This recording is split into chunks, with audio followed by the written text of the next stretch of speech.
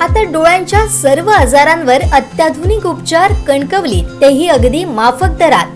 Nap I hospital Miraj संचलित विवेकानंद नेत्रालय आणि retina centre मध्ये आजपर्यंत 15,000च्या वर डोळ्यांची ऑपरेशन्स, विना टाका विना इंजेक्शन मोतीबिंदू शस्त्रक्रिया, डोळे तपासणी, चष्मा, तिरळेपणा आणि डोळ्यांच्या सर्व आजारांवर उपचार, डायबेटिक आणि उच्च रक्तदाब असलेल्या रुग्णांवरही डोळ्यांचे उपचार.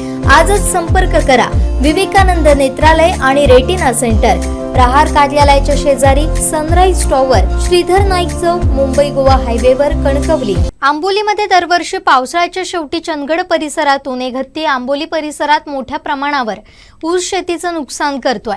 याही वर्षी हा हत्ती गेले 10 दिवस आंबोलीमध्ये वास्तव्यास होता. या ठिकाणच्या शेतकऱ्यांचं बरंच नुकसान केलंय. गेल्या वर्षीची नुकसान भरपाई अद्यापही मिळाली नसल्यानं मंगळवारी सकाळपासूनच आंबोली वन विभागाच्या कार्यालयामध्ये ठिय्या आंदोलन छेडण्यात आलं होतं. प्रयत्न करूया, त्यासाठी तुमचं सहकार्य लागणार आहे आम्हाला. आपण सगळ्यांनी मिळून केलं तर तो तिकडे थांबेल ना. आता काय तो काय आपण हाकललेला नाही, तो स्वतःहून गेलेला आहे तिकडे त्यांच्या हाती. तो काय आपण हाकललेला नाही, आम्ही फक्त ट्रॅक करतो तो कुठं जातोय. तर तो पुढे स्वतःहून गेलेला आहे. आपल्याला काय हाकलेलं कारण नाही ना. तर रूटने आला जसा गेला तो त्या रूटनेच पडत होता. त्या रूटवर आपल्याला काय माहितीये का, तो मागच्या वर्षी जेव्हा आला होता ना, तेव्हा जेव्हा ह्या साईडला गेला दोडामार्ग साईडला, त्याच्यानंतर तो वर्षभर नाही आला. तुम्ही म्हणताय ना की दोडामार्गला हे असेल त्याचं काय सांगा, बाकीचे कळप येत नाही, तो आम्हाला समजतो विषय, ते नाही म्हणत.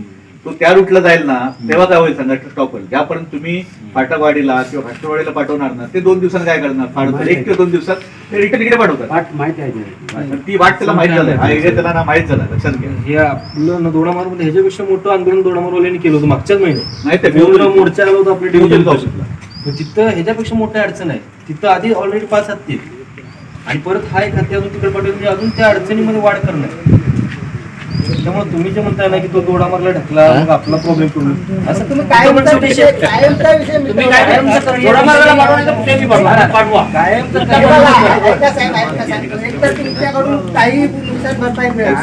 दुसरी गोष्ट, आपण येऊ म्हणजे हत्ती येऊ नये यासाठी प्रयत्न, सर्वतोपरी प्रयत्न करूया, त्यासाठी तुमचं सहकार्य लागणार आहे आम्हाला. आपण सगळ्यांनी मिळून केलं तर सगळ्यांनी तो मिळून तिकडे थांबेल ना.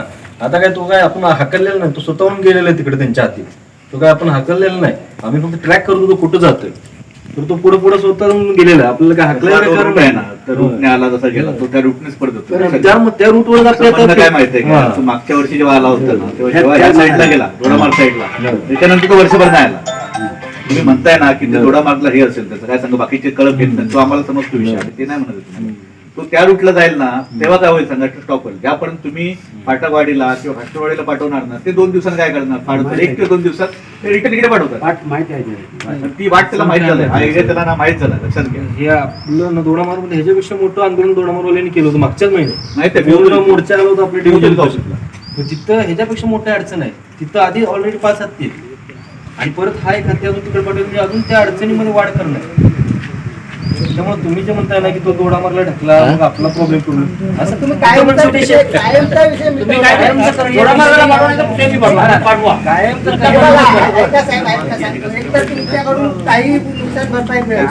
दुसरी गोष्ट, आमचे आता नाचणी करणार काय लोक करणार ते तिथे तुम्हाला काय मिळणारच नाही.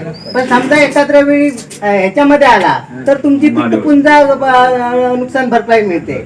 म्हणजे मालकी हक्कात जर आला तर तिथे पण काय तुम्ही उपाययोजना करत नाही. तुम्ही काय म्हणता, आमच्या घरापासून वरचं आहे ते तुमचं आहे म्हणून तुम्ही त्याच्यावर उपाययोजना करायला बघत नाही. आणि शास्त्र हे काय करणार, उद्या सकाळी काय करणार तुम्ही, हत्ती संवर्धन करणार. हे पण तुमचं प्लॅनिंग पुढचं आहे, आम्हाला माहिती आहे. त्याच्यामुळे तुम्ही पण त्याच्यावर लक्ष देत नाही. झालाय ना तिथल्याच लोकांचा विस्तमन झालेलं नाही. त्यामुळे संवर्धन आपले PCCM त्यांनी स्वतः सांगितले की इथं जर कोण म्हणत असेल की काय अभयारण्यीकरण हत्ती संवर्धन ते कोणाच्याही डोक्यात नाही असं त्यांनी स्पष्ट सांगितलं. आमचे जे हेड आहे राज्याचे, दोडामार्ग आल्यानंतर आधी काय झालेलं आहे, आपल्याकडे हत्ती मोहीम राबवले दोडामार्गामध्ये. त्यात काय झालं, हत्तींचे जीव गेले, आपले स्थानिक काही नागरिकांचे जीव गेले, वन विभागाच्या कर्मचाऱ्यांचे जीव गेले.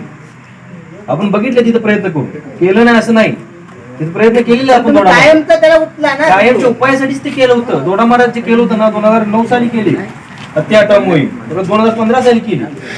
अंबेरीमध्ये इथं माणगावमध्ये आले, तिथं अंबेरीमध्ये आपण डेपोमध्ये ड्रॉन करून त्याला ठेवलं होतं. तुम्ही घेतल्यानंतर क्लेम करू शकत नाही, ते आपल्यात बसत नाही, त्यामुळे आम्ही तुमच्या डॉक्टरीत पडलोच नाही. आम्ही तेव्हा तुम्हाला काय सांगितलं की तुम्ही तुमच्या हद्दीत मारा. तुम्ही हा म्हणता ना विषय, मी गेल्या वर्षी काय सांगितलं, तुम्ही तुमच्या हद्दीमध्ये चढ मारा, तुम्ही तुमच्या हद्दीमध्ये काय करा, फेन्सिंग करा. त्यामुळे तुम्हाला गेल्या वर्षी सांगितलं रस्त्याच्या खाली करू नका, रस्त्याच्या वर करा. असं नाही. घेऊनच जाणार आम्ही जेव्हा करणार तेव्हा तुमच्याशी सल्ला मसलत आता इकडचं मारलंय ना, आता इथे बघा बेळगाव रस्त्याला मारला, तो रस्त्याच्या खाली आहे. बेळगाव रस्त्याला तो मारलाय तो रस्त्याच्या खाली आहे, रस्त्यावर नक्की आता 14 फूट उंच असतं ते. हा. 14 फूट उंच आहे आणि हँगिंग तारा असतात कंटेनर, त्याच्यातून हत्ती पास होऊ शकणार नाही आणि त्या व्होल्टेजचं त्याला करंट दिलेलं असतं. ते आता हे कर्नाटकमध्ये, तमिळनाडूमध्ये हे करतायत सध्या. आणि हे आता दोडामार्गमध्ये आपण प्रायव्हेट तत्वावर आता इन्स्टॉल करायला चाललेलं आहे आपलं दोडामार्ग. तसंच आपण हे आपल्या हद्दीवर पण जसं तुमच्या सगळ्यांच्या सल्ल्यानं की तुम्हाला कुठं असणं गरजेचं वाटतं की जिथून हत्तीची एंट्री पॉईंट कुठं आहे. आमचे दिवसभरातले सर्व अपडेट्स, ताज्या घडामोडी आणि थेट लाईव्ह पाहण्यासाठी सबस्क्राईब करा, लाईक करा कोकणचं नंबर 1 महा चॅनल कोकण 7 लाईनचं YouTube चॅनल.